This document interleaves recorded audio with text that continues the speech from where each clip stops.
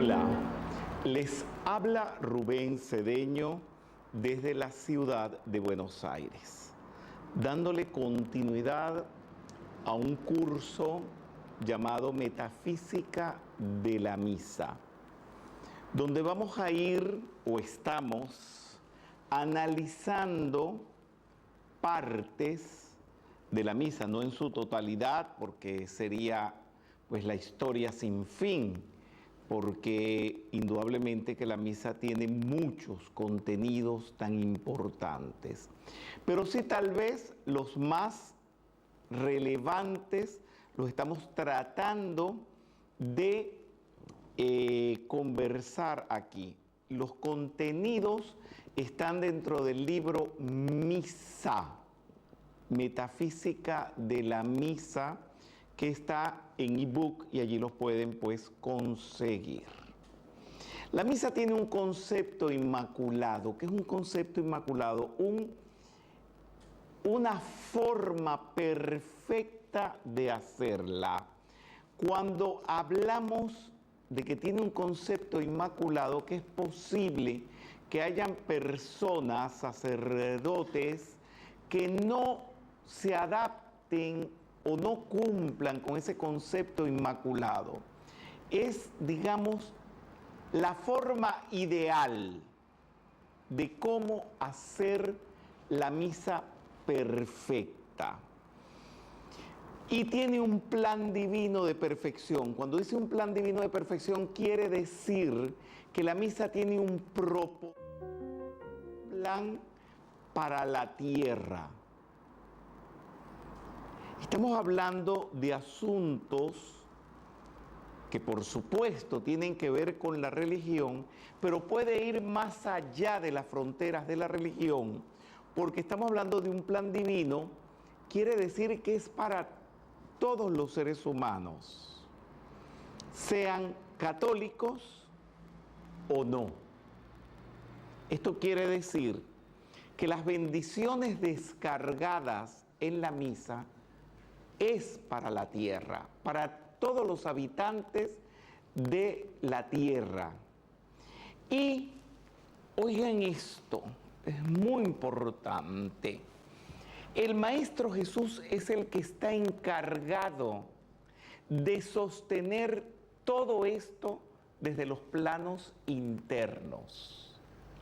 Cuando yo hablo de esto, vamos a ver si puedo penetrar un poco dentro de la conciencia de las personas y de lo que piensan de Jesús. No voy a ir en contra de lo que la gente piensa de Jesús, pero sí les puedo aclarar algunas cosas. Algunas personas piensan que Jesús está sentado en un trono mañana, tarde y noche, reinando, como lo ponen en las iglesias. Jesús tiene un trabajo. Jesús hace, vamos a decirlo mundanamente, pero con mucho respeto, Jesús hace oficina. Jesús tiene un trabajo y se ocupa de asuntos. Se ocupa principalmente del Papa, de inspirarlo, de los cardenales, de los obispos, de los curas párrocos y hasta el más desconocido o ignorado sacerdote del pueblo más perdido de la tierra. Por supuesto, no con todos él se ocupa en la misma medida, porque hay quienes tienen más necesidades de su inspiración, de sus gestiones que otros. No hay duda que el Papa es uno de los principales y tal vez determinados cardenales, determinados obispos que tienen bajo su influencia mucha gente. Entonces, él le descarga a su gente que está haciendo su trabajo lo que se llama la inspiración y que se le atribuye al Espíritu Santo. Y estas inspiraciones, guías, se han ido perfeccionando a través del tiempo y la misa ha sido uno de los rituales, oficios más sensibles a esta descarga del Maestro Jesús. Vámonos al principio de la misa, que cuando se decía en latín, el Padre decía Dominus vobiscum.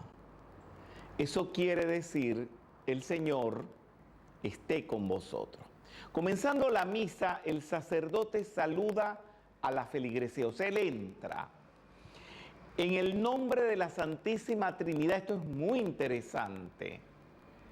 Entra con los tres poderes de Dios, del Padre, del Hijo y del Espíritu Santo. Esto dicho metafísicamente es con los tres rayos primordiales, que es lo mismo que la Santísima Trinidad: el rayo azul del poder, la fuerza, el Padre; segundo rayo, la sabiduría, la iluminación, el Hijo; y el tercer rayo rosa, el amor divino, el Espíritu Santo. El Padre, al entrar, dice: la gracia de nuestro Señor Jesucristo, el amor del Padre y la comunión del Espíritu Santo estén con vosotros. Allí están ya invocados estas tres personas de la Santísima Trinidad, y en metafísica comulgamos perfectamente con eso, porque así como se dice en el catolicismo, bueno, que esto es el principio y que son una sola persona, también nosotros afirmamos que el rayo azul, rayo dorado, rayo rosa son los tres aspectos primordiales de Dios y que son uno e indivisibles. La feligresía responde: y con tu espíritu. Bien, eso es lo que ustedes oyen. Eso es lo que se ha oído por mucho tiempo, pero no han indagado qué pasa allí. Ahí pasa algo grandioso. El sacerdote dice Dominus vobiscum, y la feligresía contesta et cum spiritu tuo. En ese momento comienza una descarga de energía divina que se moviliza en la misa. Es el comienzo de una descarga que va a durar todo el tiempo de la misa, y después de ella, si se conserva esa actitud en devoción y misticismo. Explico. Si salen de la misa y se van a un bar de copas, aunque hayan dicho 10.000 veces Dominus vobiscum et cum spiritu tuo, eso se va a diluir. Pero si usted se va a su casa o sigue por la calle, introducido dentro de lo que les voy a explicar ahora, de lo que pasa allí, eso se va a prolongar hasta que la persona entre en desarmonía, porque rompe la conexión con esta energía. Este hecho de decir Dominus vobiscum, salvo algunas liturgias y salvo algunos modos, estilos, no sé cómo decírselo porque pueden ser diferentes modos de expresarlo, se moviliza 5 veces durante la misa. Pueden ser más, pueden ser menos. Ya les digo por qué. quiero aclararles algunos asuntos, que no me voy a meter en ellos, porque no debo, y además sería meterme dentro de un etcétera de asuntos. Hay sacerdotes que dicen la misa según un concilio de determinado año y otro de acuerdo a otro, aunque la Iglesia Católica Apostólica Romana dice que solamente debe ser de una manera. Pero señores, hay muchos etcéteras y también hay modalidades de catolicismo y de cristianismo como pueden ser los patriarcas ortodoxos, los dependientes de los patriarcas, donde utilizan algo de esto, pero a lo mejor no tantas veces como se hace en una misa oficial católica. Decirle 5 veces lo he tomado de la misa contemporánea según el año en que estamos viviendo, el 2021. Se supone, y digo se supone porque ya les aclaré, pueden haber modalidades que el sacerdote pone las manos, como ustedes lo están viendo en esta foto, y allí está sucediendo algo, pero no puede haber distracción. No se puede poner la atención en otra cosa. Usted no puede estar mirando al de al lado, ni puede estar viendo qué mensaje le mandaron por el telefonino, ni estar viendo a ver cómo se vistió la señora que siempre se pone un sombrero espantoso y que viene a misa. No. Usted tiene que estar concentrado en esto. El Papa San Ponchano del siglo III se le debe el poner en ejercicio en el catolicismo los salmos, el rezo del Confiteor y el Dominum Vobiscum. O sea que desde el siglo III esto se está haciendo, que es el Señor esté con vosotros. Óiganme bien esto. Esto lo voy a estar repitiendo durante todo el seminario. Metafísicamente, no de acuerdo a lo que dice la Iglesia Católica Apostólica Romana, ella tiene una postura respecto de lo que voy a decir ahora. No es radical, no es motivo de excomunión lo que voy a decir, es algo que no es feo y que es lógico. Es hacer siempre la salvedad del funcionamiento de toda esta estructura religiosa, ritualística. Siempre va a haber una salvedad, que si el sacerdote es puro, es noble, es devoto, es místico y está en contemplación de lo que hace y dice, sea en lengua vernácula y más todavía si es en latín. Eso va a marcar una diferencia. Por supuesto, la Iglesia Católica Apostólica Romana dice que no, que todas las misas son iguales, pero como esta es una interpretación metafísica de la misa, pues sí, no hay duda, un sacerdote que hace pedofilia, que es borracho, que fuma y hace una misa, bueno, no sé si va a movilizar todo esto de lo cual estoy hablando. Eso se puede poner en cuestionamiento, pero no me voy a meter allí. Vamos a retroceder y vamos a quedarnos con el sacerdote puro, noble, devoto, místico, que está en contemplación. Si ese sacerdote es así, cuando él dice, el Señor esté con vosotros, vamos a ver si logro explicárselo.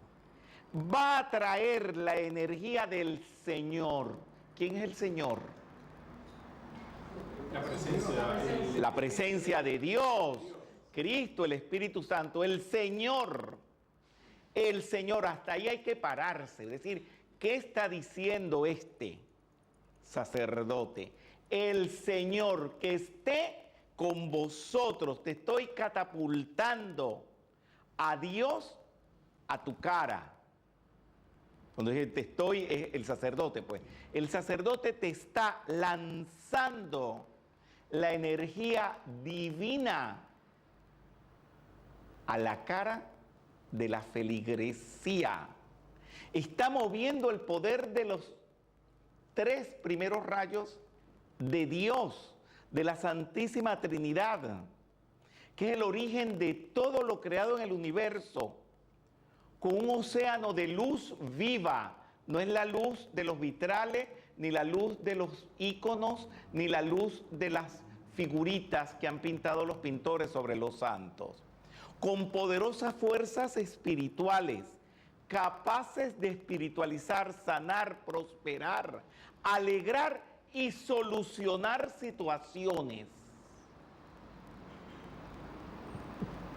Creo que habría que reflexionar en esta parte de la misa mucho. Y los sacerdotes tendrían que responsablemente, no decir, el Señor esté con vosotros y con tu espíritu, y siguen la misa así como una carretilla. No. Aquí tendría que haber un acto de conciencia. Porque esto, si bien es católico, apostólico, romano, pero decir que Dios esté contigo, se lo puedo decir a un hinduista, a un musulmán, a un judío, a un budadarmista, a un taoísta, porque el Señor es el mismo para todos. No sé si me van viendo la responsabilidad que tiene este asunto. Estoy tomando unos pocos sacerdotes de ejemplo, pero el que tengo más vivo es el Padre Pío, porque reiteradas veces me he ido a donde él vivió y me he quedado horas contemplando el altar donde él decía las misas, a ver si podía capturar algo de toda esa energía, de toda esa intención que el Padre Pío movía en sus misas. Hoy en día hay otros sacerdotes que lo hacen, no son muchos, pero los hay. Cuando el sacerdote dice, y cuando la feligresía dice, y con tu espíritu, esa misma energía que catapulta el sacerdote, se la devuelve la feligresía, pero así como el sacerdote tiene que estar puro, la feligresía no puede venir comiéndose un helado o está atendiendo el teléfono y decirle con tu espíritu. Lo puede hacer, por supuesto, pero ahí no pasa nada. Son letras. Son palabras vacías. Si esa feligresía va devotamente, para ir devotamente tiene que pasar algo. Desde que sales de tu casa o desde la mañana, estar pendiente a lo que vas a hacer en la tarde, en la misa, o en la mañana o a la hora que sea, desde antes de salir de tu casa, estar preparado internamente a eso, para que eso pueda funcionar. ¿Y quién lo hace? Bueno, porque hay gente que antes de la misa, bueno, los catequistas, el sacristán, caminan, regañan, hacen esto, después se ponen a rezar. No, eso no funciona de esa manera. Tiene que ser una actitud de recogimiento que incluso tiene postura corporal, lo que se llamaría el estado de recogimiento. Entonces el sacerdote, ya vamos a hablar de cosas un poco más complicadas. El sacerdote lanza esta energía maravillosa, gloriosa, y si la feligresía está preparada, se la van a devolver.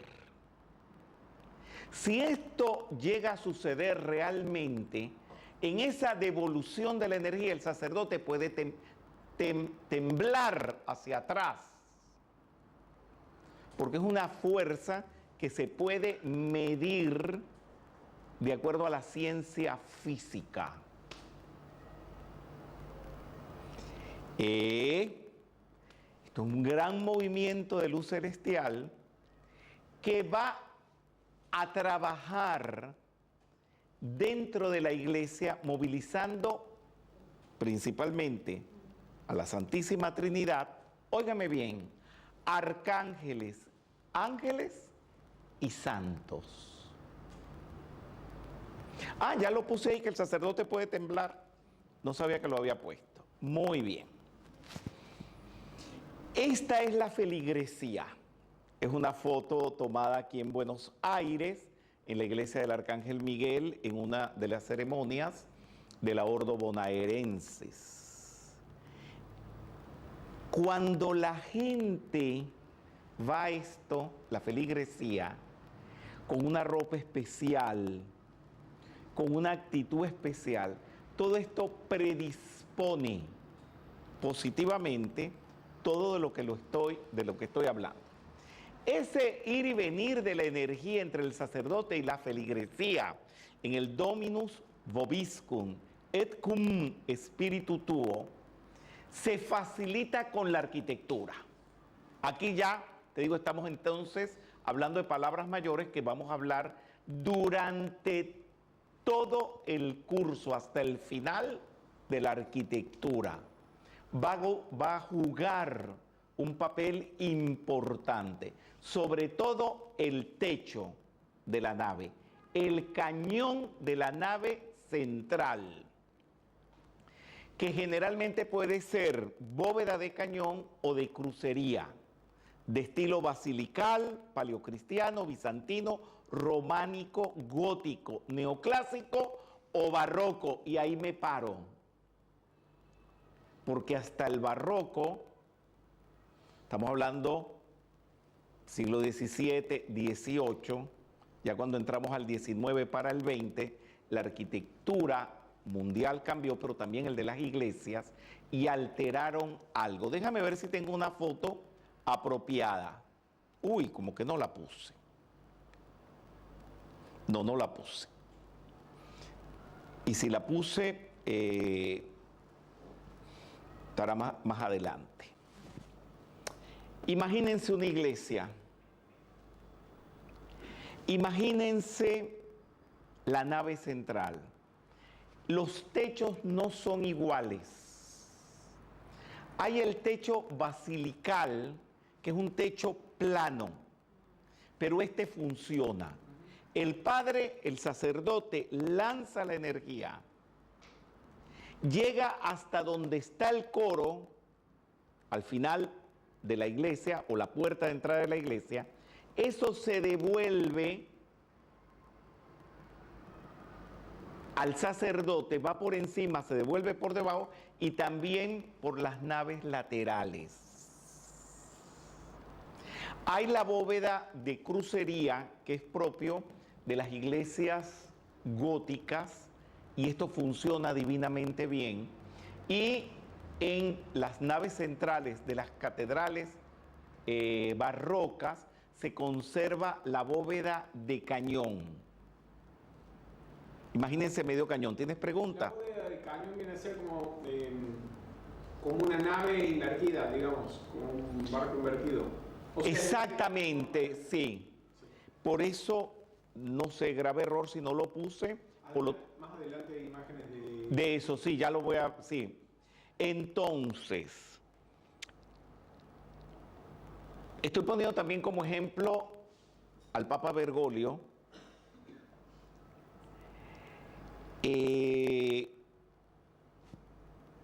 Vamos a ver, para no meterme en problemas, porque estoy en Argentina, él es argentino, por supuesto hay personas que le profesan una gran devoción y credibilidad y otros tienen sus peros que no me voy a meter en eso. Pero creo, por vibración, o sea, por vibración que mi persona percibe, la honestidad de su espiritualidad.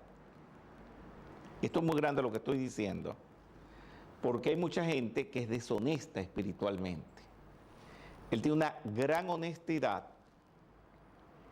Él saca de dentro de sí mismo, podría decir que el Cristo dentro de él emana a través de sus palabras la radiación. ¿Por qué? No sé si se han dado cuenta que la mayoría de las veces habla sin escritos. Eso quiere decir que eso está emanando de dentro de él. Y luego tiene algo que puede ser místico y puede ser no místico. Lo lógico de lo que dice. Que eso puede aplastar a cualquiera, digo en el buen sentido de la palabra, ¿no? Puede llegar a todas las creencias de cualquier índole. Si tienen preguntas, me las pueden hacer. Muy bien, seguimos. Es importantísimo que los feligreses estén en espiritual sintonía con el sacerdote. Entonces este sacerdote tiene que ser un sacerdote llegadero.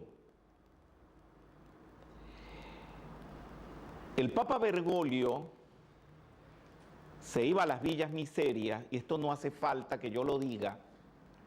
Hay sobrados videos, sobradas películas, donde él aparece comulgando con su gente. Y actualmente como Papa lo sigue haciendo. Sobradas veces él viene por una carretera, él no usa autos lujosos, y hay un paralítico o hay una señora de bajos recursos y él manda a parar el auto, los bendice, les habla, los saluda, y no es por hacerse propaganda ni por aparentar ser bueno, porque esto lo hace él fuera de cámaras. Entonces, lo estoy poniendo a él como ejemplo, que esto es lo que debería hacer todo sacerdote.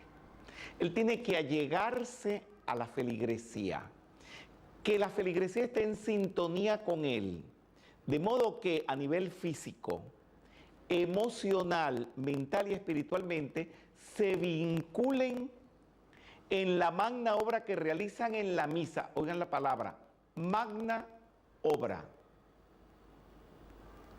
Contribuyendo constantemente al continuo aumento de la energía crística. Muy bien, dime. Se me ocurre algo al respecto, ¿no? Que, o sea, si un feligres no le gusta la misa de ese sacerdote, que se busque otro. Que se vaya. Porque esa persona va a ser un punto oscuro dentro de todo este trabajo de luz. Tú no puedes estar con un sacerdote que no te gusta. Y qué bueno que hay bastantes iglesias por todas partes. Bueno, seguimos con la parte mágica de la misa. Cuando digo la palabra mágica, lo digo con todo respeto. Cuando digo la parte mágica no es ni superchería, ni brujería, ni artes nigrománticas, ni nada de eso. Estoy diciendo, cuando uso la palabra magia, me estoy refiriendo a una ciencia que en el futuro se va a descubrir y se va a poder comprobar científicamente, pero que en este momento se puede ver místicamente, devocionalmente, y se le puede decir mágico, ¿por qué no? Si utilizo el término respetuosamente. En el Señor esté con vosotros se comienza a crear una extraordinaria catedral de luz. O sea, por encima de las cabezas de la feligresía comienzan a salir líneas de luz iridiscente, a semejanza de la arquitectura gótica, radiante. Del gótico. Hay diferentes tipos de gótico. No puedo traerles ejemplos en Buenos Aires ni en la Argentina, y creo que en ninguna parte de América, porque aquí todo el gótico es neogótico. ¿Qué quiere decir neogótico? Gótico de ahorita. Y no se rige por los góticos, por ejemplo, franceses, que son los auténticos. Gótico radiante es la Catedral de Milán. Algo parecido a eso empieza a surgir. Esto es en los planos internos, que envuelve desde el sacerdote y el altar hasta el último feligrés, dentro del recinto de la celebración. Y fíjense que digo recinto de la celebración, porque tengo el caso inédito en mi vida, nunca lo había vivenciado, pero lo estoy vivenciando aquí en Buenos Aires, que la persona que preside la Ordo Bonaerensis tiene en su casa una capilla, es una capilla real, pequeña, pero muy pequeña, es una habitacioncita. ¿Y por qué puse en el recinto, o el lugar, o el inmueble? Porque acudo con la frecuencia que somos invitados allí a participar de misa allí. Y no necesariamente es una iglesia, y no necesariamente tiene el cañón de la nave central, y que no teniendo eso, de todas maneras, esta catedral de luz se construye. Y es exactamente igual a la catedral de Milán por fuera. Y va a envolver a todos. Esto es una preparación para que pueda descender en el momento de la Eucaristía el propio Maestro Jesús con todas sus bendiciones a los presentes y todo el derredor, porque no solamente es el templo, las casas que están al lado, y depende de la pureza del sacerdote, todo el barrio, toda la ciudad, todo el país o el mundo. No se asusten pues los sacerdotes que me están escuchando. Si usted quería Coca-Cola, pues tome Coca-Cola. Si usted quería ser sacerdote, pues es para eso, no es para otra cosa. Bueno, aquí tienen ustedes la Catedral de Milán. Este es un revestimiento en mármol. Esta es una antiquísima catedral que empezó siendo románica. Vamos a ver si logro. Ábreme, por favor, para que me puedan ver dando las explicaciones. Estos se llaman agujas o pináculos. Esta es la iridiscencia que irradia cada persona con su devoción, y son como picos buscando el cielo.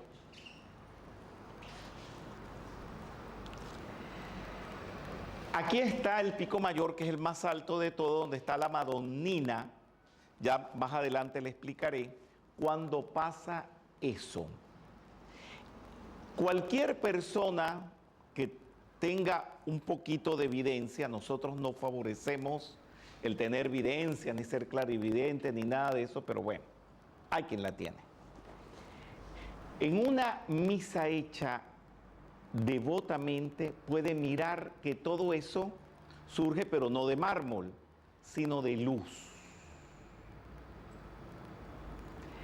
Existe lo que se llama la jerarquía espiritual. No voy a entrar en detalles, pero lo puedo decir en lenguaje completamente católico, apostólico, romano, que está conformada por seres radiantes, el Cristo mismo, las cortes de ángeles, de arcángeles, santos de diferentes órdenes y grados, que están ansiosos de dar su asistencia en la celebración de la misa. Imagínenselo, que están desesperados por venir a la misa y estar como encima de ustedes o de los feligreses para ver qué milagro hacen, qué bendición dan. ¿Me van comprendiendo? Y si las condiciones están dadas, esto es muy importante.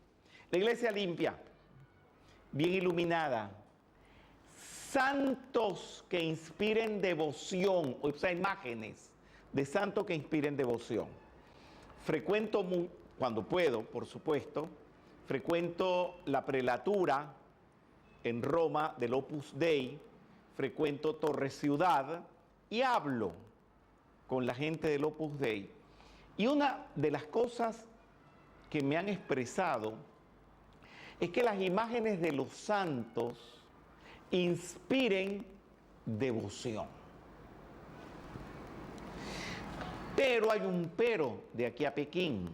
Estos artistas modernos entonces hacen así.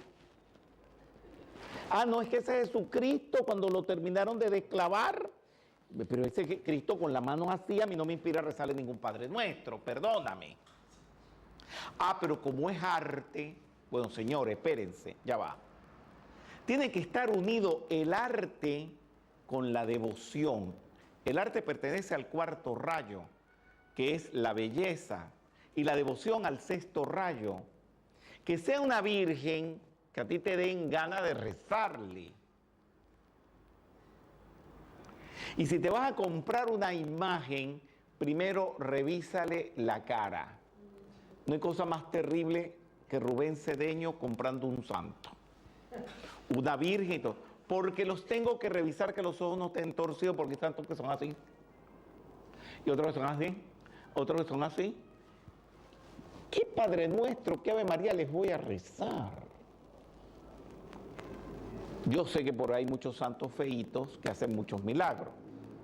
Bueno, no me voy a meter en ese problema. Pero los míos no son feos.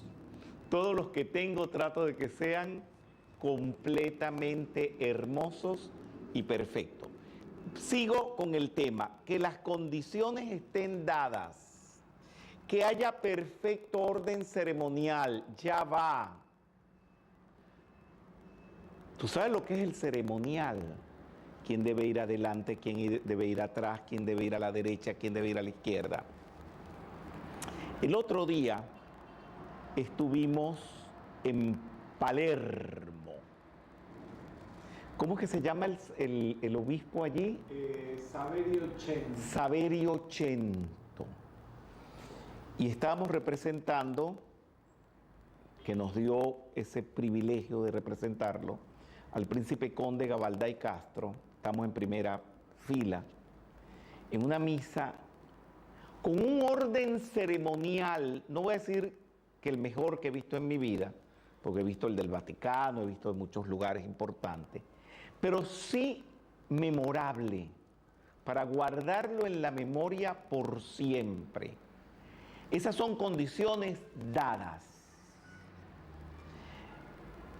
Que haya pureza, que haya devoción, que haya misticismo, una vestimenta impecable, que en el curso no me voy a meter con eso, porque primero que nada es muy profundo, pero sí pasa algo. Es que toda la indumentaria del sacerdote tiene también una correspondencia ceremonial. y luego también la música y demás detalles. En cuanto a la música, como todo en la vida, hay buenos organistas y hay organistas truchos, chapuceros, y tú no puedes estar en una misa cuando si tienen que tocar un la, tocan un mi, y si tienen que tocar un mi, tocan un sol, y aquello es un desastre. No pueden estar desafinados. Cuando empecé a ver el otro día que en determinadas misas a las cuales asistimos se hacen determinados cantos, inmediatamente los llamé a la casa, vamos a vocalizar, vamos a estudiar latín, vamos a estudiar canto gregoriano. ¿Por qué? Porque es importante también que la misa tenga la música en perfecto orden. Por eso, por supuesto, Beethoven, Bach, Mozart han hecho misas, pero esas las cantan músicos académicos. He tomado este fresco de Rafael Sanzio, que está en las logias del Vaticano.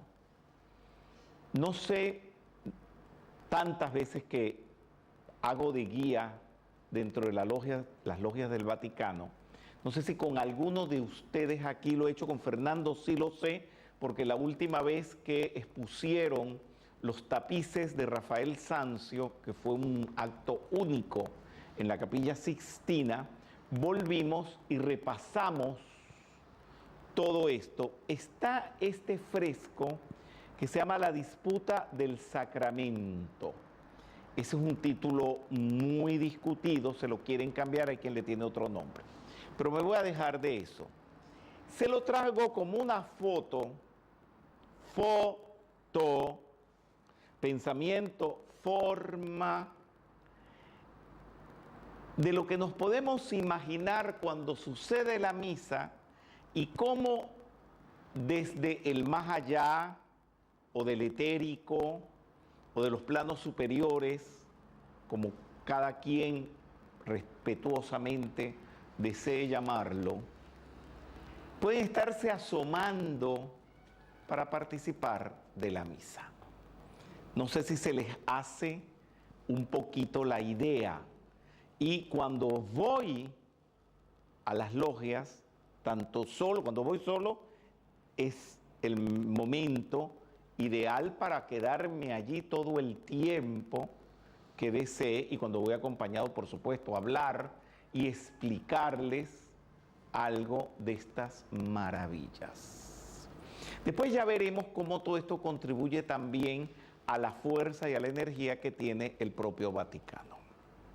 Seguimos con asuntos metafísicos intangibles de la misa y vamos a hablar del ángel de la Eucaristía.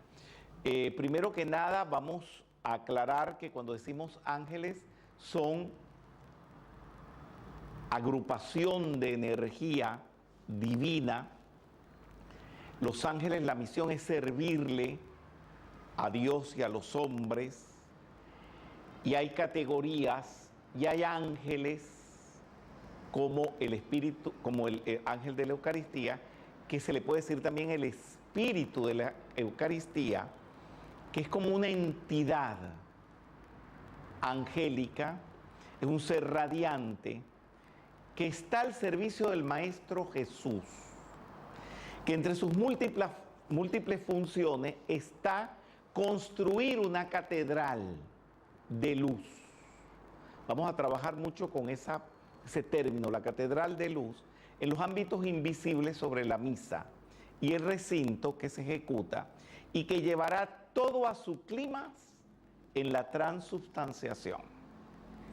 Este se alimenta de la fuerza, intensidad, devoción, cantos, oraciones y espiritualidad del sacerdote oficiante y la feligresía. Por eso es que todo tiene que estar cuidado al detalle. Dime, por favor. Hay una pregunta de Dana Nicola. Dice, entonces Rubén, ¿jamás debiera obligarse a ir a misa? Pregunta. Bien. Ella me hace una pregunta que si se la respondo me puedo meter en un problema teológico o religioso, porque allí hay mucha gente que llevan a sus hijos obligados a misa. En California, en el Robledal, donde Krishnamurti daba estas conferencias tan maravillosas, hay una iglesia estupenda. Y como viví allí un tiempo, iba a misa a esa iglesia. Esa iglesia era muy curiosa. Una de las naves, toda tenía cristales, vidrios, y de ese lado era que se metían las madres con los hijos que lloraban, pateaban y no molestaban en la misa porque el vidrio les impedía que el ruido se transportara a la iglesia. Esos niños no estaban a su propia voluntad, estaban obligados por sus padres. Yo no puedo decir nada porque a mí nadie me llevó a misa. Yo iba a misa solo. A los 4 años yo salía de mi casa solo a misa. Bien. Pero hay gente que es católica porque sus padres los llevaban obligados a misa. Entonces no puedo decir ni una cosa ni la otra. Eso lo dejo al libre albedrío de cada quien. El ángel de la Eucaristía se alimenta de la fuerza, intensidad, devoción, canto y oraciones, espiritualidad del sacerdote oficiante y la feligresía. Sus primeras acciones están en la entrada del sacerdote. Ahí ya comienza el ángel de la Eucaristía, vamos a decir como que a venir. Y ¿se acuerdan que hablamos en la actividad anterior del incienso y el aspergeo? Eso es importantísimo porque es limpiarle el camino al ángel de la Eucaristía. Y por supuesto se empieza a entronizar cuando uno dice, cuando el sacerdote dice, el Señor esté con vosotros, y se le contesta, y con tu espíritu. Bien, no les puedo presentar una foto que tomé ayer al ángel de la Eucaristía en la última misa que fui. Eso no existe. Pero estas son fotos alusivas a lo que les estoy explicando. 4 elementos sagrados que hay que tener en consideración. Hay más, por supuesto.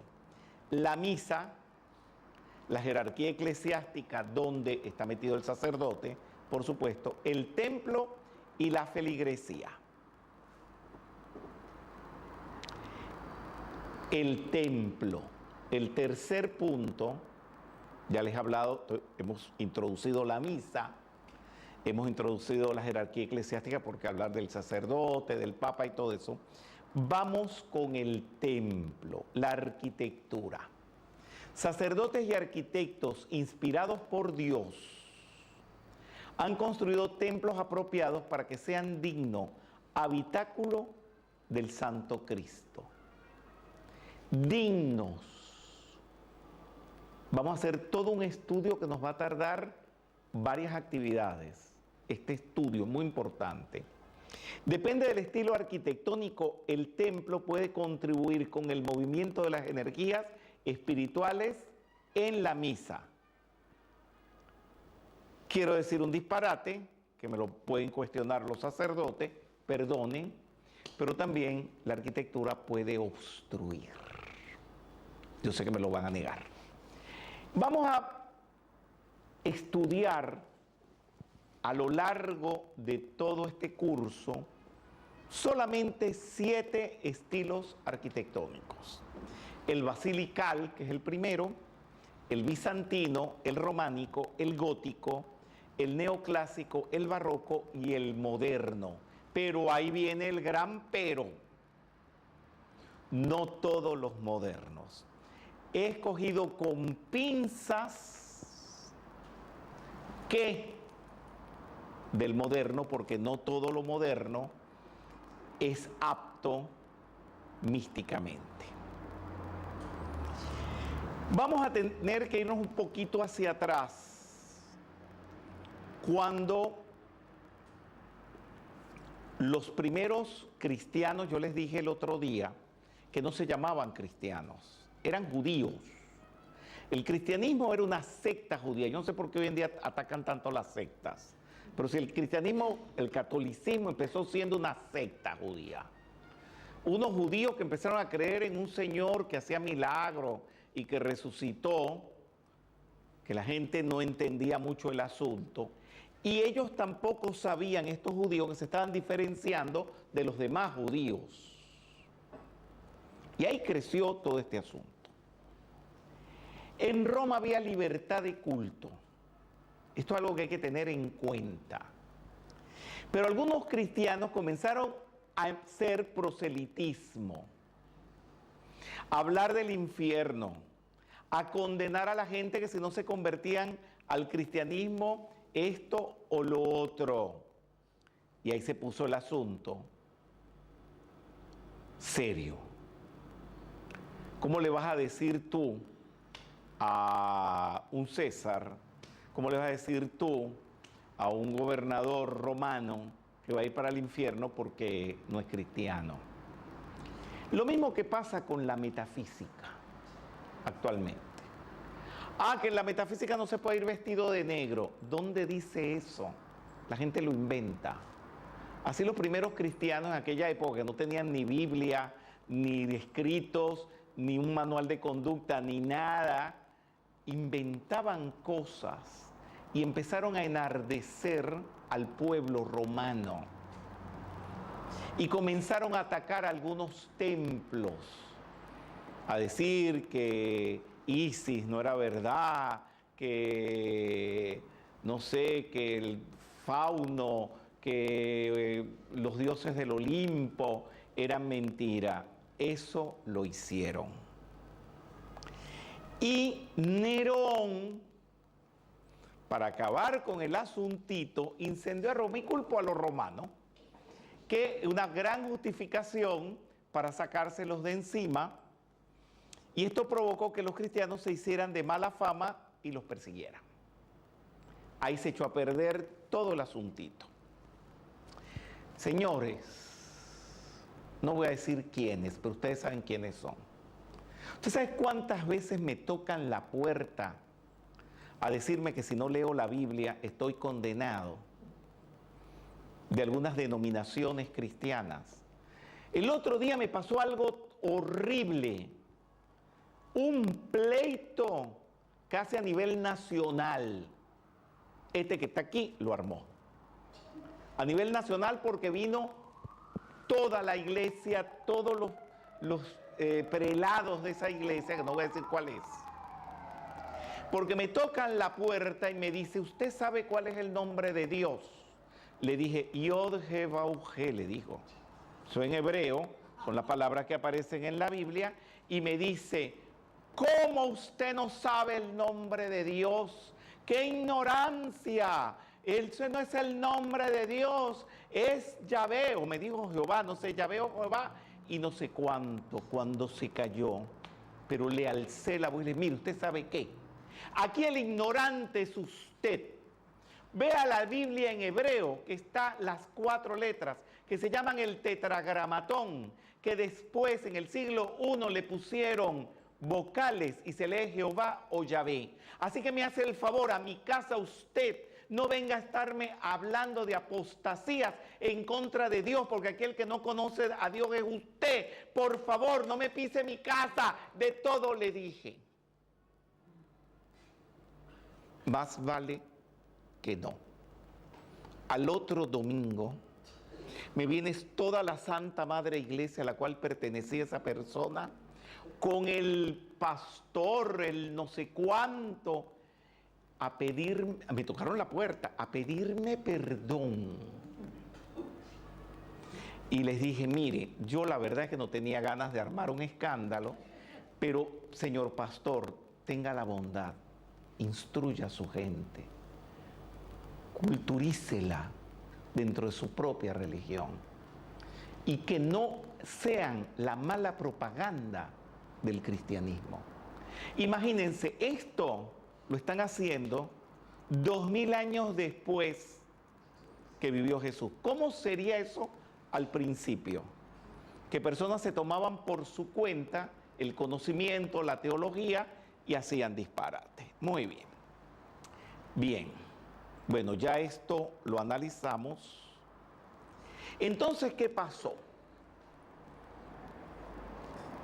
Hay un asunto que ahorita ya no tanto, pero hubo como hace unos años la propaganda de que los cristianos no vivían dentro de las catacumbas ni decían misa. Y anterior a eso, cuando yo estaba chiquitito, sí se decía que dentro de las catacumbas vivían y hacían misas. ¿Por qué? Porque han encontrado el humo de las hogueras que hacían para cocinar y restos de haber cocinado allí, era porque vivían allí. Enterraban sus difuntos bajo tierra, una tierra calcárea, muy fácil de cavar, y también se escondían. Y allí fue donde, allí no solamente, porque también habían patricios romanos que se convirtieron al cristianismo, y allí hacían la misa, tanto en los palacios, en las villas de los patricios, pero también bajo tierra. No voy a agarrar las villas de ejemplo, porque de eso no quedó nada, si hacían la misa ahí o no la hacían. Pero sí ha quedado algo de las catacumbas, y ahí me voy a meter. Las catacumbas romanas, excavaciones subterráneas utilizadas como cementerios por los cristianos, por los primeros cristianos, de varios niveles y kilómetros de extensión, donde se aprecian muestras de arte cristiano primitivo, especialmente frescos. O sea, las primeras caras de Jesús, etcétera, están allí. Los primeros cristianos utilizaban las catacumbas para enterrar a sus desencarnados y en algunos casos realizar la Eucaristía como primitivo ritual de misa. Esto no lo vayan a decir a las catacumbas de San Calixto en Roma porque te echan. Pero yo no estoy hablando de las catacumbas de San Calixto en Roma. Estoy aquí en Buenos Aires y lo puedo decir sin problema. Al recrudecer la persecución de los cristianos, muchos se refugiaron en las catacumbas y vivieron allí. Y no salen de ellas hasta que Constantino decreta la tolerancia religiosa. Hoy en día ya no se dice edicto de Milán. Eso está en cuestionamiento. Ahora todo lo cuestiona. Ahora Jesús no nació en Belén, ni lo crucificaron en una cruz, ni su mamá se llamaba María. Todo lo están cambiando. Bueno, entre tantas cosas que cambian, ahora le dicen la tolerancia religiosa decretada por Constantino. Yo no me llevo mucho por esos modernismos, pero algo asimilo cuando voy a dar estas actividades para que no me digan que estoy pasado de moda.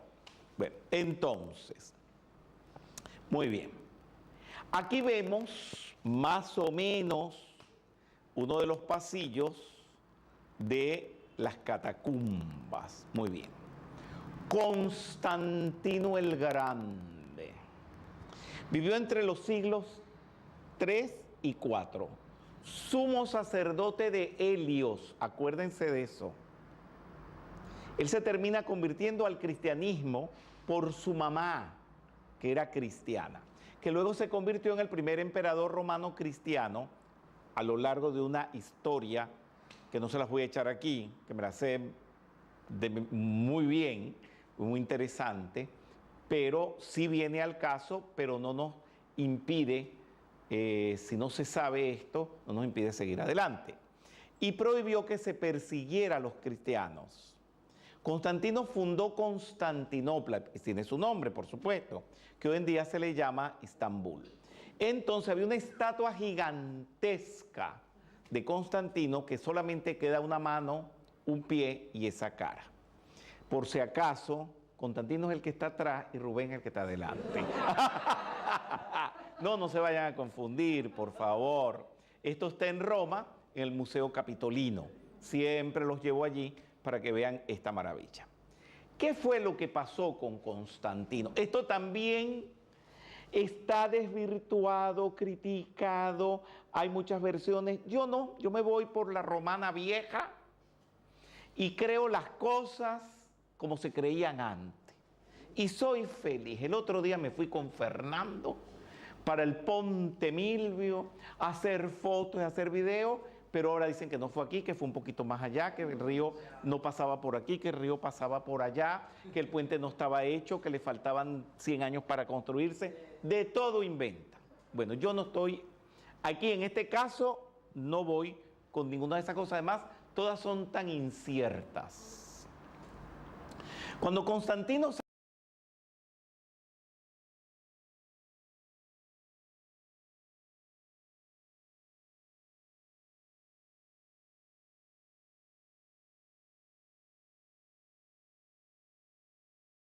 salía para la guerra de Magencio, atravesando el Ponte Milvio, aclaratoria, no hay avisos luminosos en ninguna parte de Roma que digan Ponte Milvio. Yo era un niñito cuando lo tuve que averiguar a pie, andándome todo el río hasta encontrar el Ponte Milvio, para después llevar a los metafísicos y enseñárselo. Y hoy en día para ustedes, pues, un lugar de paseo, un lugar turístico, un lugar para fotos, pero eso nadie se detiene en ese ponte.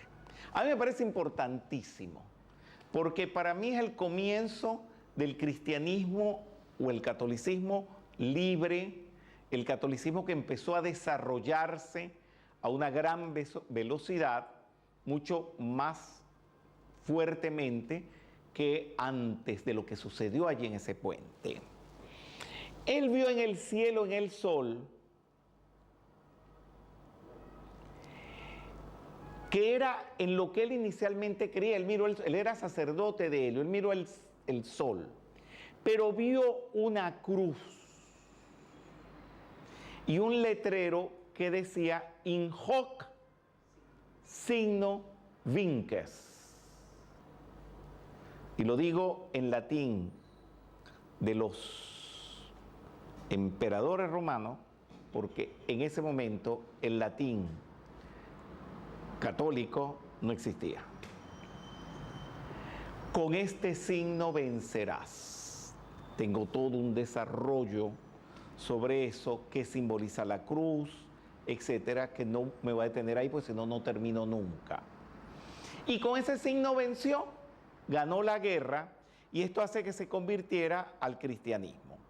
Aquí vemos una pintura de Constantino viendo la cruz en el cielo, y bueno, ese no es Constantino, pero es alguien que ustedes conocen, y en el Ponte Milvio. Esta fue de la última foto que nos tomamos, Fernando, y que hicimos unos videos allí. Bien,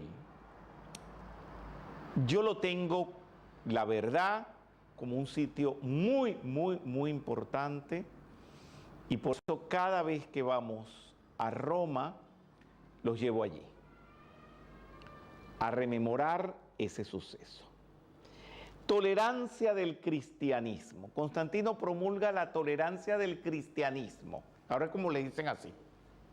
O edicto de Milán. Bueno, para no pelearme con nadie, puse las dos términos. En el 313, y se establece la libertad de culto en Roma, que no se establece en realidad, se retoma, incluyendo a los cristianos. Lo que da fin a las persecuciones cristianas, salen de sus escondites y propagan su fe públicamente y comienzan a construir iglesias cristianas. Pero ellos no empezaron a construir las iglesias, que encontraron un terreno, vamos a poner unos ladrillos aquí, como hacen ahora los evangélicos, que en cualquier parte ponen un templo evangélico, ¿verdad? Y ponen unos ladrillos. No, eso no fue así. Ellos salieron de las catacumbas y había unos, yo le digo centros comerciales, unos shopping romanos, pequeños, modestos, bueno, modestos para lo que es hoy en día un shopping, eran unos lugares donde habían mercaderes, habían también, iban los leguleyos a discutir de leyes, ese tipo de cosas. Y como era un lugar libre, abierto, bueno, vamos a hacer la misa aquí. Después ya, se los voy a ir explicando, se fueron apropiando un poquito más del asunto. La basílica. La gente dice, esta es la Basílica de la Virgen del Pilar, la Basílica de Nuestra Señora de Coromoto, la Basílica de Luján. Señores, las basílicas eran centros comerciales. Construcción de la romana antigua de carácter civil y pública, donde se juntaban tribunales, se realizaban contrataciones, actividades políticas, sociales e incluso mercados. Descubrieron que en esa época ya existían los argentinos y hacían piquetes en las basílicas. Muy bien. Cuando se declaró el libre culto en Roma mediante el Edictum Mediolanense, firmado por Constantino el Grande en el 313, en el siglo IV los cristianos comenzaron a utilizar las basílicas para celebrar la misa. Muy bien.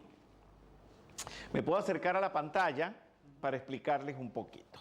Se conservan basílicas auténticas de hace 2000 años en Roma y por allí, por acá, en algunos otros lugares de Italia. Ahora, fuera de Italia es muy difícil, o creo que no existe, encontrar una basílica genuina. ¿Qué tienen las basílicas? Primero que nada, el piso. Quedan muchas basílicas con el piso original, bueno, muchas no, algunas, estoy siendo un poco exagerado. Como ven, era un espacio rectangular con un techo de 2 aguas. Se le llama de 2 aguas porque si llueve, o coge el agua para la derecha o coge para la izquierda. No hay problema.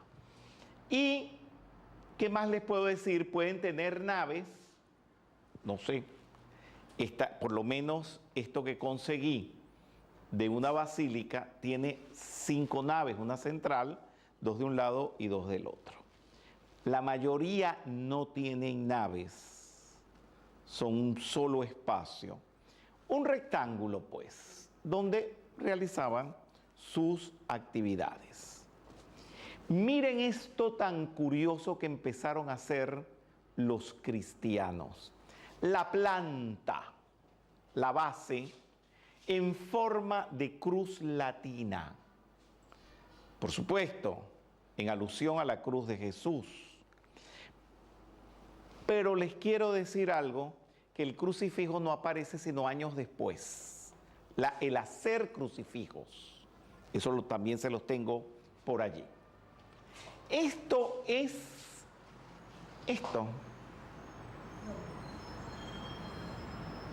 un ser humano con los brazos extendidos. La cabeza es el ábside, esto se llama ábside. Entonces es muy importante el ábside, que es una media cúpula.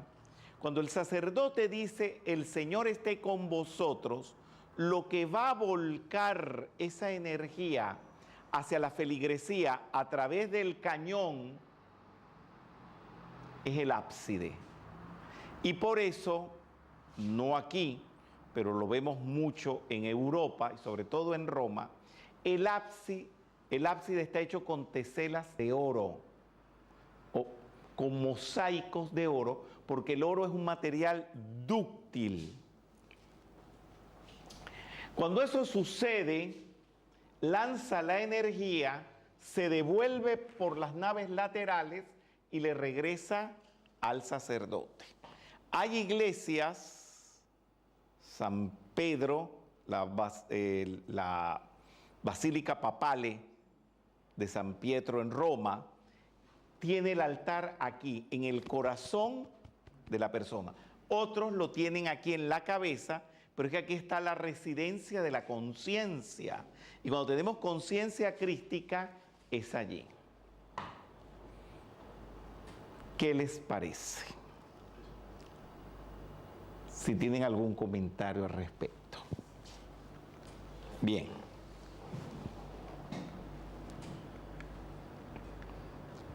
¿Qué pasa? Que no me está funcionando.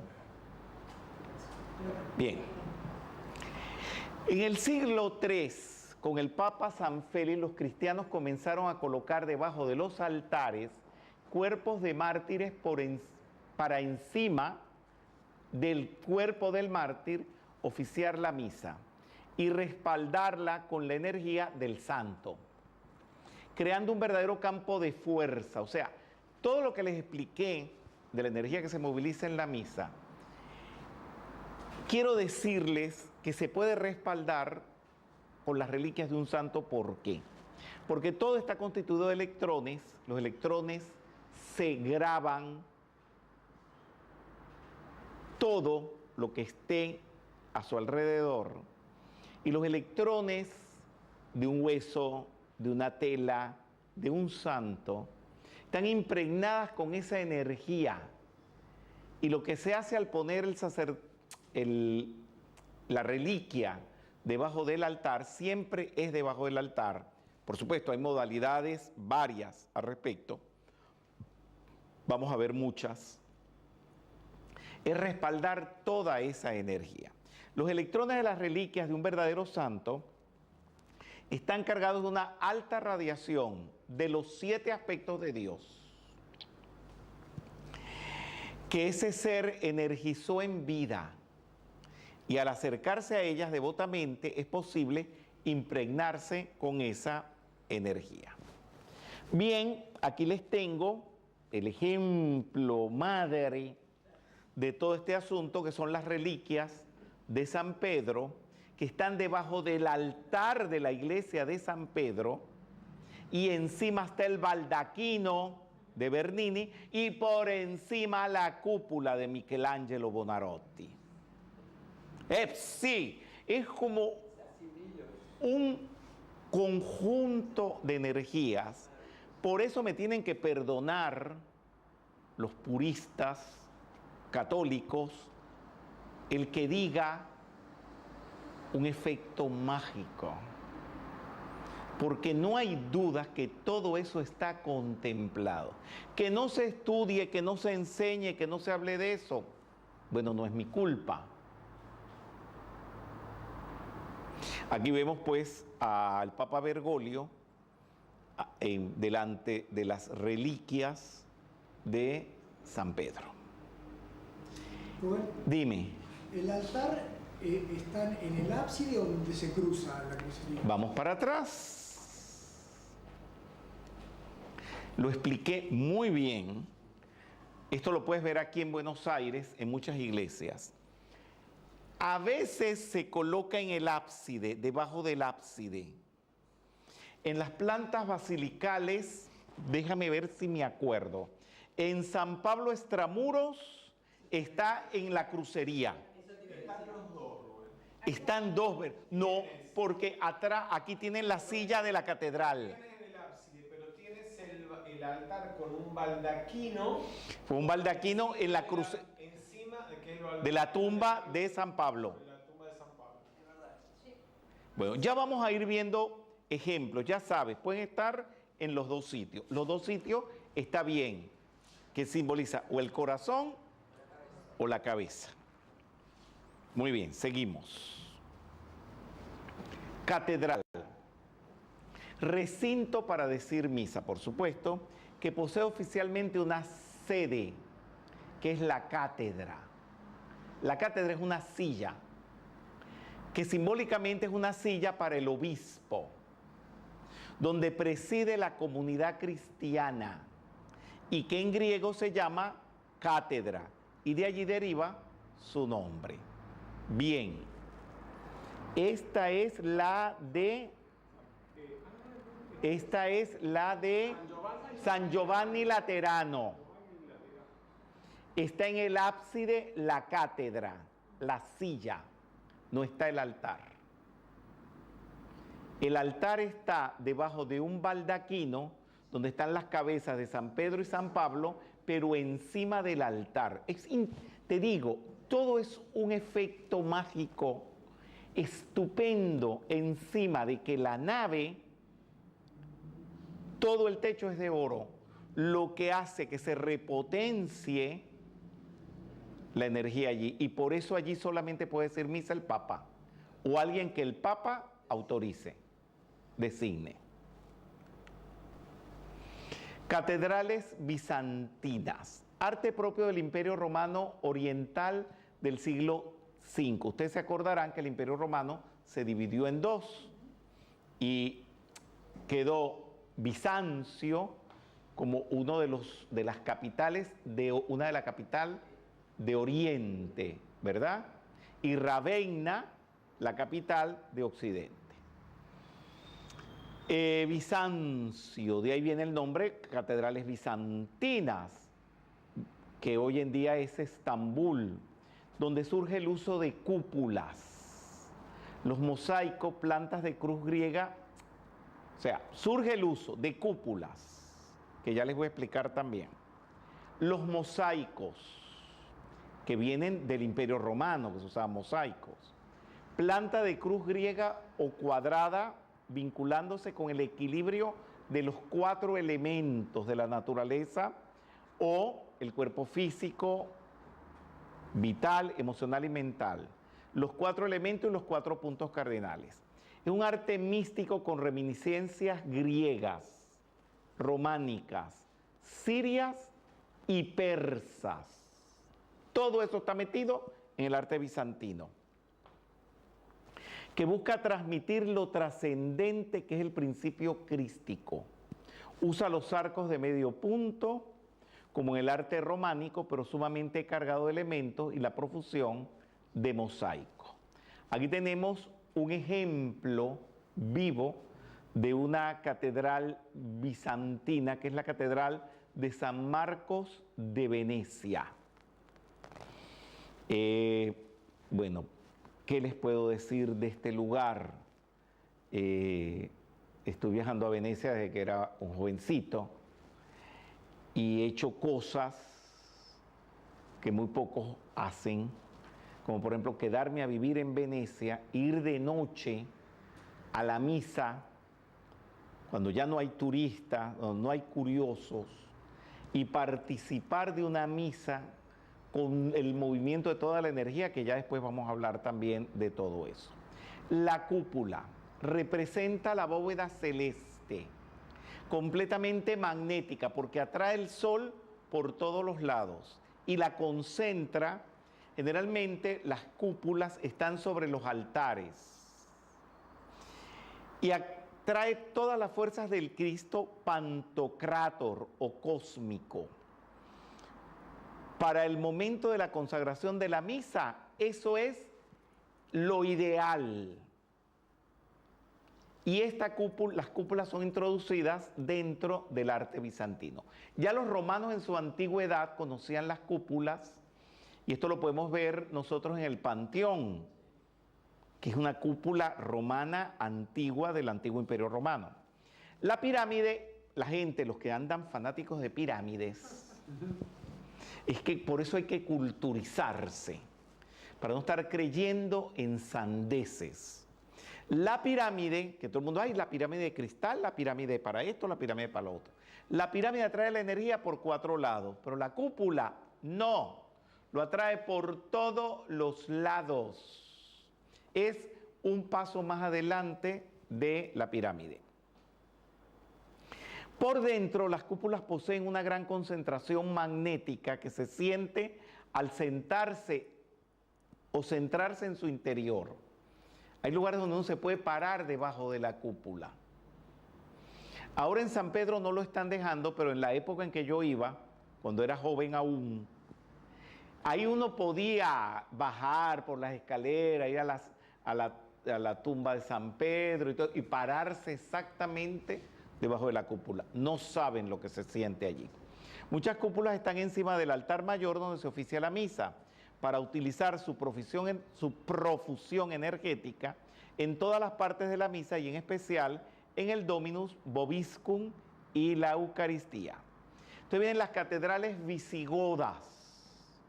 Esto casi, a veces ni en los libros de arte se ven, pero bueno, tantos años en España he descubierto algunas catedrales visigodas y los metafísicos me ayudan, Manuel Peciña, Carlos Monsalve, que le digo, llévame para acá, llévame para allá, y hemos ido a estas catedrales visigodas, datan del siglo V y VIII, un poquito más allá del bizantino o casi paralelo al bizantino.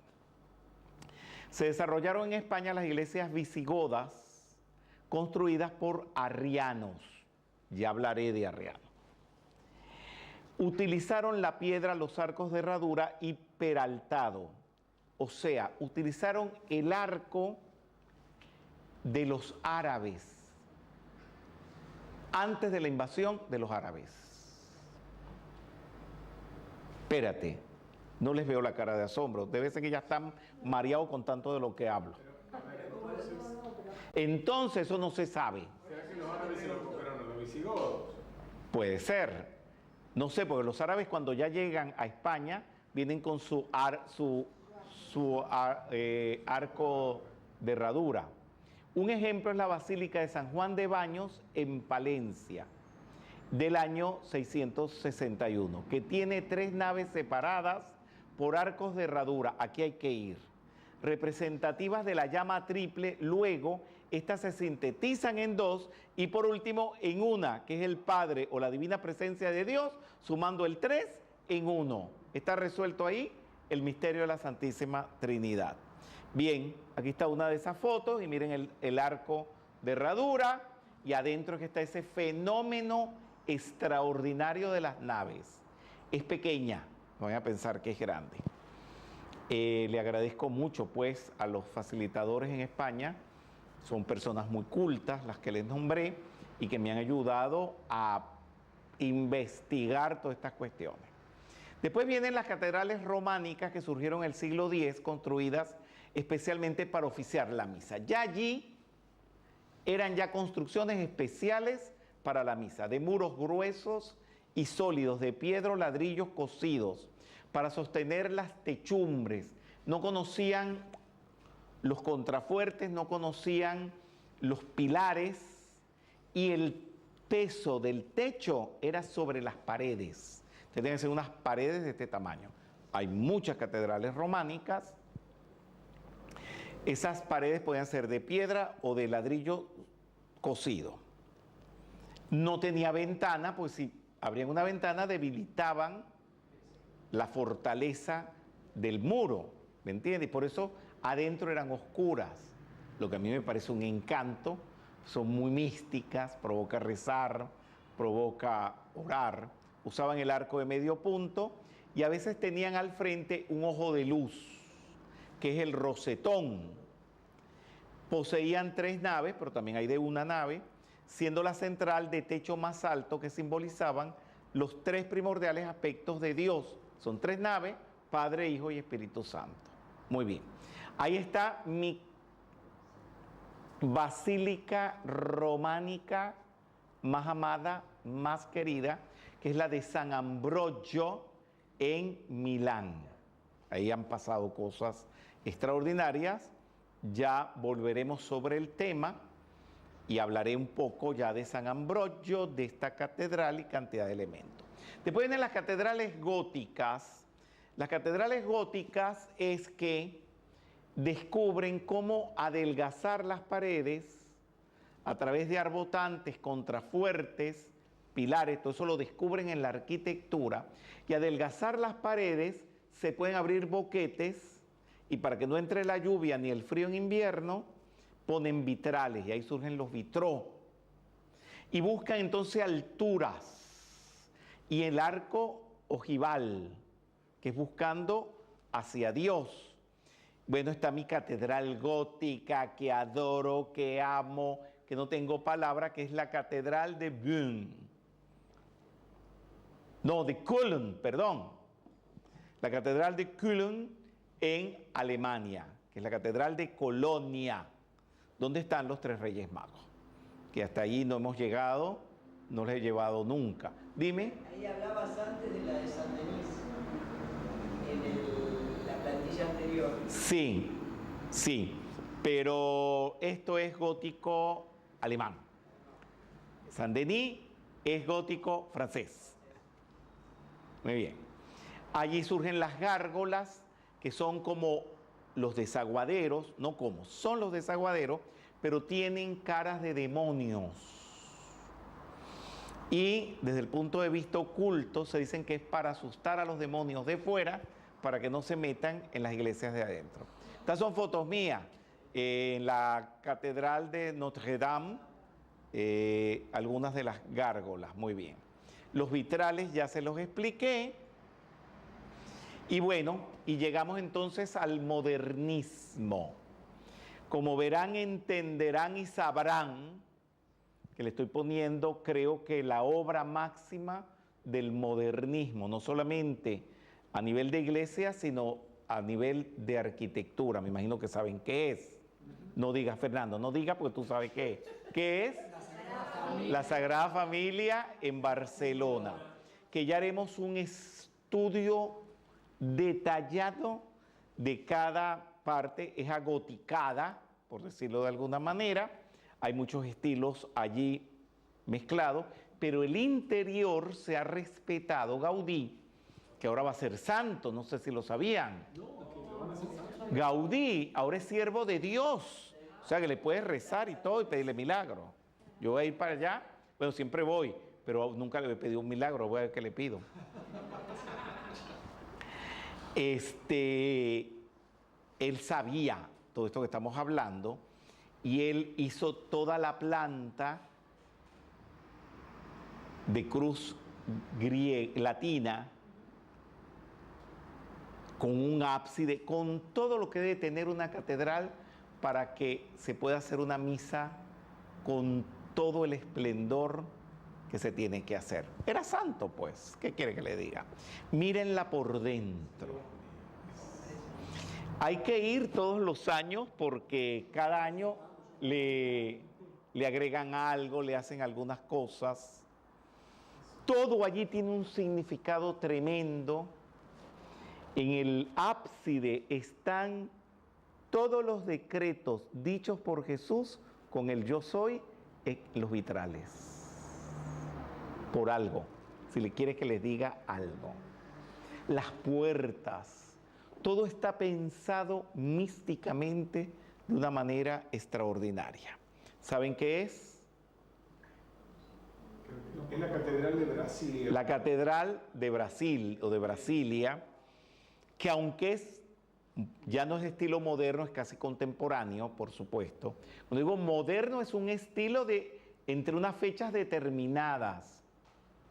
Esto ya no lo es, un poco más reciente, que a pesar de lo moderno, por dentro, te lo digo porque la estudié, me fui allí a estudiar esto profundamente, hay un trabajo que se hizo a nivel de arquitectura para que a nivel místico y devocional funcionaran todo lo que les he explicado del Señor esté con vosotros y con tu espíritu y todo eso, esto lo tiene esta iglesia y mírenla por dentro. Hay algo curioso, no sé si ustedes lo saben. Sí, flotas, asciendes. Tú hablas aquí, la catedral es inmensa, y hablas suavecito y se te oye en el lado opuesto. Asimismo, la energía circula de manera extraordinaria. Todo esto, la última actividad que voy a darles va a ser el análisis del modernismo, de la arquitectura contemporánea. Ahorita lo que estoy es, ¿se acuerdan cuando hace rato les mencioné todos los estilos arquitectónicos? Les estoy poniendo un ejemplo de cada una. Y bueno, y la iglesia la Catedral de Barquisimeto, en Venezuela, que también tiene esta magia estupenda, Marena Pérez, para que veas que me acuerdo en las conferencias internacionales de metafísica, me acuerdo de tu ciudad natal, Barquisimeto. Mírenla por dentro.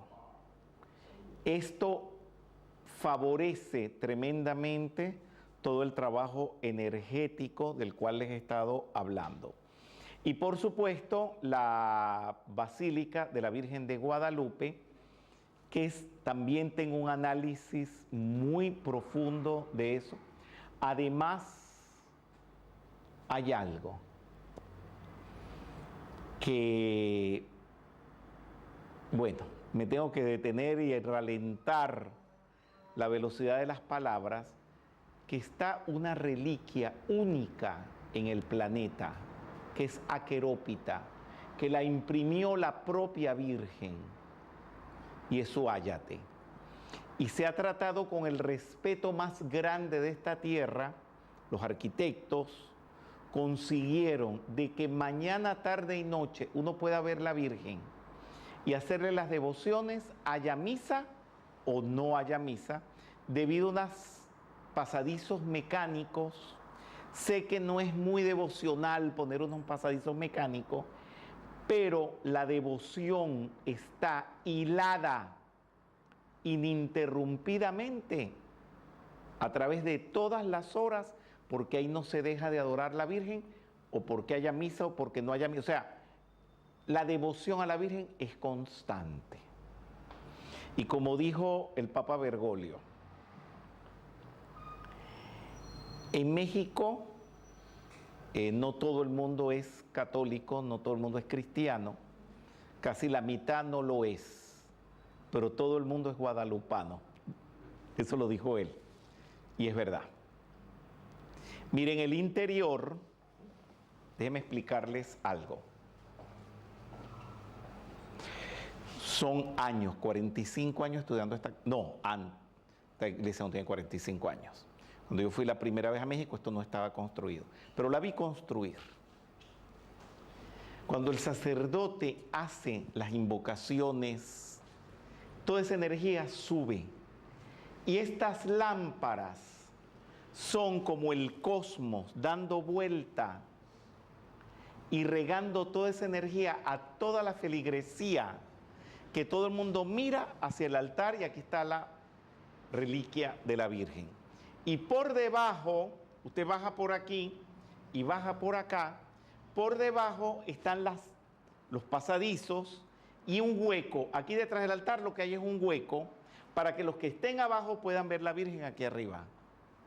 Te digo, los arquitectos se graduaron. La iglesia, yo he cantado allí y he cantado sin micrófono. Los cantantes académicos no cantamos con micrófono. Yo estrené allí una obra que le dediqué a la Virgen de Guadalupe por el organista, y la canté aquí arriba, donde se para el sacerdote. La acústica es divina. Se oye en...